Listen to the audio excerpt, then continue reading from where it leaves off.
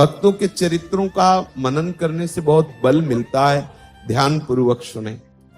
एक प्रेम निधि नाम के महापुरुष हुए हैं।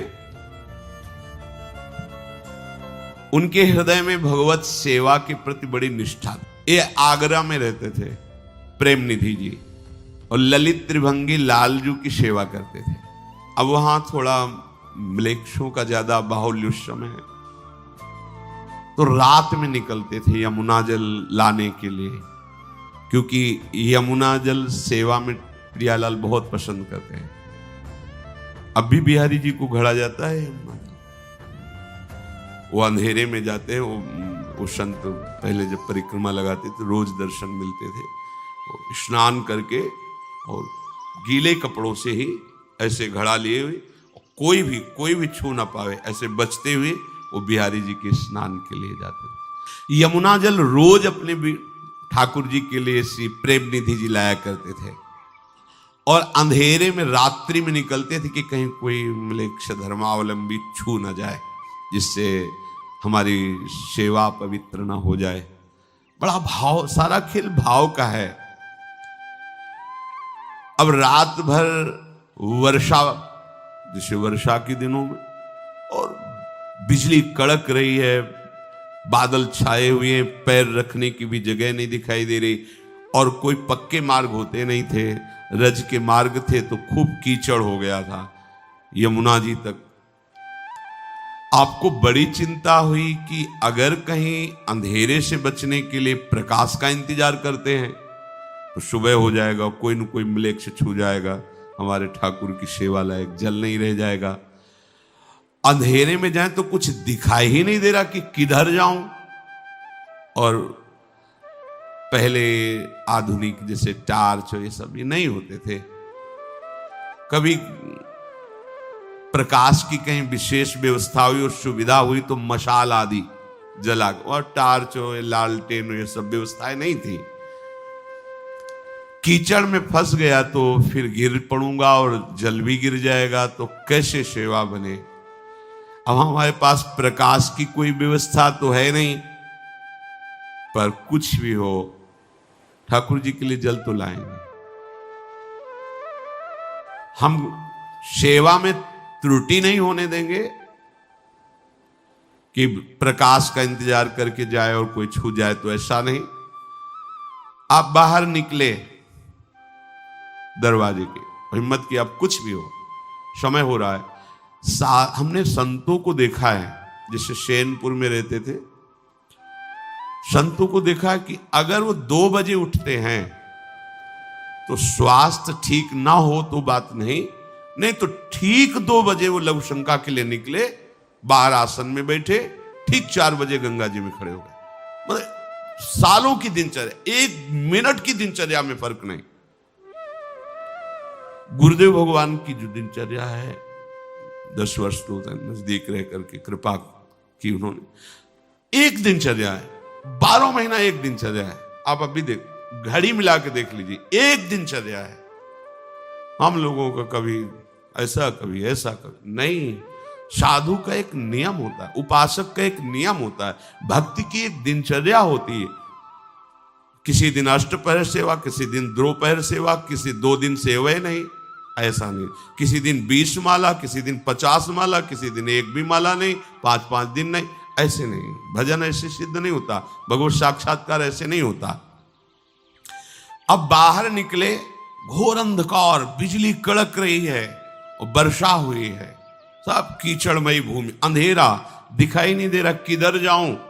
दरवाजे के बाहर निकले तो रास्ते में देखा एक मशाल लिए हुए 14-15 वर्ष का बालक खड़ा हुआ है, लाल रंग की पाग बांधे, लाल रंग पाग जाल बांधी अनुराग तापे, जोरदार तुर्रा रुरे बनक विशाल है, झंगा झूमदार झल झल के फेटा, जूती जरद लपेटा गरे, गेरे गुंज माल हैं, चमकत हैं चूरा चारू चंचला से चौहू कौंद, ऊंचो कियो बाहु तामे अमल मशाल है। मंद मंद बाल आगे, आगे चलो जात लोल, भक्त प्रणत पाल करी करत निहाल है। देखा कि दरवाजे के कुछ कदम आगे एक बालक खड़ा है, उसकी बाजूबंद आदि प्रकाशित हो रहे हैं, लाल पाग है, कुंडल है, गुंजा की माला है और नीचे पीतांबर की फेट बांधे हुए ऐसे मशाल लिए। बोले नहीं, देखे नहीं प्रेम निधि की तरफ, और 10 कदम आगे ही चल रहे हैं जिससे प्रकाश मिलता जाए। प्रेम निधि ने समझा कि ये बालक भी कहीं जा रहा होगा, चलो प्रकाश तो मिल गया। कुछ कदम के लिए जैसे जैसे वो आगे बढ़ रहे हैं वैसे वैसे वो प्रकाश ले आगे चल रहे हैं। शायद अब ये मुड़ जाए अपने घर की तरफ, पर वो तो बराबर आगे ही बढ़ते जा रहे हैं। आप ये सोचते जा रहे थे कि मेरे मन की बात जानकर कौन ऐसी व्यवस्था कर सकता है। यमुना किनारे तक मशाल लिए हुए वो बालक चला। यमुना के तट पर आते ही मशाल रख करके यमुना जी में हाथ पैर धोया, आचमन कर, अच्छा तो ये भी यमुना का उगाहन करने आया होगा, ऐसा सोचा। तो यमुना जी को प्रणाम करके फिर उस बालक को देखो, बालक ही नहीं। प्रेम निधि को आश्चर्य हुआ कि इतनी जल्दी तो कोई जा नहीं सकता, भूत प्रेत की सामर्थ्य नहीं कि मेरे सामने आ जाए। ये कौन था? विचार करते हुए स्नान किया। स्नान करते ही फिर देखा कि वो मशाल लिए तैयार। मन में आया कि पूछो तू कौन है, पर हिम्मत नहीं पड़ी। शांत गंभीर मुद्रा, फेंट से एक पात्र निकाला, उससे तेल डाला मशाल में, फिर और ज्वलित करके जैसे भी स्नान किए, जल घड़ा भरे, 5-7 पैर आगे ही कदम, और फिर वो चल पड़े। इन्हें आश्चर्य हुआ कि यदि ये केवल यमुना आचमन करने आया था तो पहले चले जाना चाहिए था, ये हमारा इंतजार क्यों कर रहा था। मंदिर के दरवाजे तक, फिर उधर से, अच्छा ये हमें लगता है कि प्रणतपाल भगवान ही है, भगवान ही थे। कौन हमारी बात जान रहा था इस समय?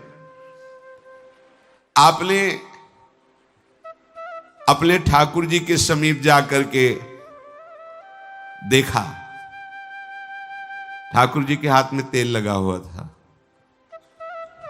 चरणों में देखा यमुना जी का रज लगा हुआ था, कीचड़ जो, बस लिपट करके रोने लगे ठाकुर जी से। ओह, इतना प्यार करते हो आप। भगवान बोले कि देखो तुम मेरी अनेक प्रकार से सेवा करते हो, मैं ताकता रहता हूं कि कब तुम्हारी सेवा करने का अवसर मिले। मेरे प्रभु का स्वभाव देख लीजिए, ठाकुर जी से लिपट के रो रहे तो ठाकुर जी उनसे लिपट के रो रहे। ये प्यार किसको मिलता है? भक्तों को मिलता है जो प्रभु से प्रेम करते। ये मूढ़ लोग नहीं जानते प्रभु को।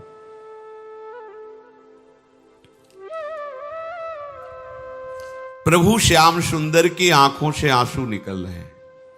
देखो, भक्त लिपट के रो रहा है, भगवान के आंसू चल रहे हैं, क्योंकि प्रीति की रीति रंगीलो ही जाने। प्रेम की ऐसी छकन अवस्था, अब जब ये बैठ करके अपने ठाकुर जी की वार्ता करते तो जो सुनता लुभायमान हो जाता। जैसे किसी की मां के लाडले का पत्र आवे और वो किसी से कहे भैया सुना दो क्या लिखा है, तो वो जो पत्र पढ़ेगा केवल पढ़ देगा, कोई उसके अंदर फर्क नहीं पड़ेगा, लेकिन फर्क मां को पड़ रहा है। सुख और दुख का। बच्चा कैसा है, अगर वो लिख रहा है आनंदित, उसके हृदय में बड़ी शीतलता, बड़ा आनंद अनुभव। जरा भी दुख की बात उसको पढ़ने वाले को कोई फर्क नहीं पड़ेगा। ऐसा कथावाचन विशेष लाभदायक नहीं होता। कथावाचन का संबंध स्वयं प्रभु से होना चाहिए। अपने प्रभु की बात कर रहे हैं। श्री रामचंद्र डोंगरे जी महाराज, आंखों में आंसुओं की वर्षा हो रही है, उन्मत्त आंखें और भगवत कथा 7 दिन तक जितने श्रोता होते उनको लगता है निरंतर चलती रहे, बंद क्यों होती है कथा? क्यों? क्योंकि हृदय से संबंध, अपने प्रीतम की बात कर रहे हैं। अब जो पत्र बांच रहा है उसका संबंध तो नहीं है ना उस पुत्र से, तो वो ऐसे बांच दिया पूरा। लेकिन उस मां जिसका संबंध, एक एक शब्द सुन रही है और उसका प्रभाव पड़ रहा है, हाँ सुखी है, हाँ अच्छा है, भगवान ऐसी कृपा करते हैं, उसका हृदय से। ऐसे ही जो प्रेमी जन जब भगवत चर्चा करते हैं तो उनका प्रभाव हृदय का परिवर्तन कर देता है। प्रेमी भक्त प्रेम निधि जी, कोई भी भक्त बिना भगवत चर्चा के नहीं रह सकता। ये नशा होता है भक्तों का। वो किसी को नहीं सुनाएंगे तो भगवान को ही श्रोता बना के बैठा लेंगे, उन्हीं को सुनाएंगे। नशा होता है। अगर ये नशा नहीं है तो अभी रंग नहीं आया है। भगवत चर्चा करने का नशा, ये हमने देखा है। भगवत कथा सुनने का, सुनाने का नशा, कोई मिले ना मिले, लोग बचते हैं फिर कि फंस गए तो घंटा आध घंटा तो वार्ता होएगी, छोड़ेंगे नहीं। ओ प्रभु ऐसे, प्रभु का नाम ऐसा, प्रभु की महिमा।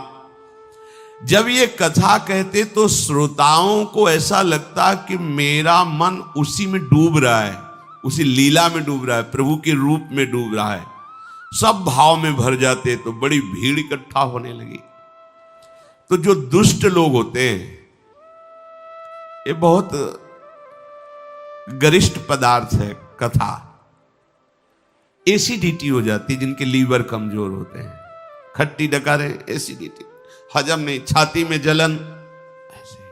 जब ये यश कीर्ति बढ़ती तो बहुतों को एसिडिटी हो जाती है, छाती में जलन होने लगती है। अब उस छाती की जलन को बुझाने के लिए कथावाचक और कथा की भीड़ को हटाने के लिए हर उपाय करते हैं। उनको ये पता नहीं कि भगवान का महामंगल मूड में पावन चरित्र, उनकी महिमा, उनके सिद्धांतों का वर्णन जगत मंगल के लिए होता है।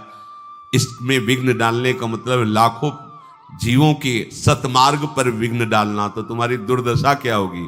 एक वैष्णव को विघ्न डाल दो तो तुम्हें नरक मिलेगा।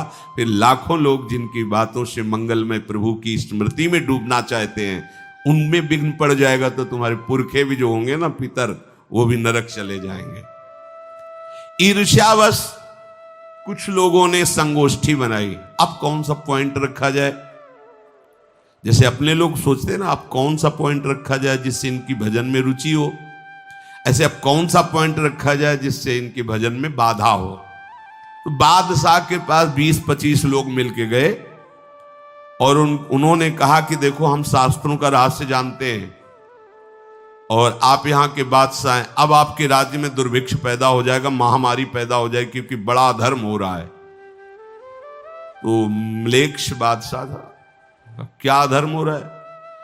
बोले जो प्रेम निधि है ना, हाल में बैठाल करके बहुत सी स्त्रियों के साथ दूषित बर्ताव करते हो, घंटों दरवाजा बंद रहता है, और जहां ऐसा कुछ होता है वहां सब महापाप होता है।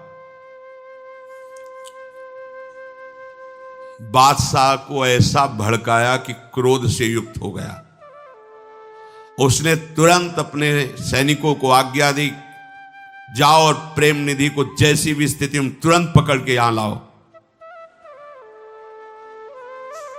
महाप्रभु चैतन्य देव जी जब श्रीवास के घर में कीर्तन करते तो दरवाजा बंद कर देते थे, क्योंकि बहिर्मुख लोग पुरुष एकाग्रता पूर्वक रसमय कीर्तन या रसमय कथा में विघ्न पहुंचाते हैं। अरे थोड़ी थोड़ी देर में उठ के चलने लगो, बातचीत इधर उधर, कुन्न फोन आदि, तो विघ्न पड़ता है। दरवाजा बंद कर दिया। अब जो दुष्ट लोग थे, अब रात्रि में हरि बोल भाव में आकर के जब चीखते तो उनकी सबकी नींदें, अब बज रहे हैं मृदंग, हरि बोल हरि बोल। तो आसपास वाले लोगों को, जो भक्त थे, वो तो कृतार्थता का अनुभव करते थे कि हम भजन नहीं करते फिर भी कान में भगवान नाम पड़ता है।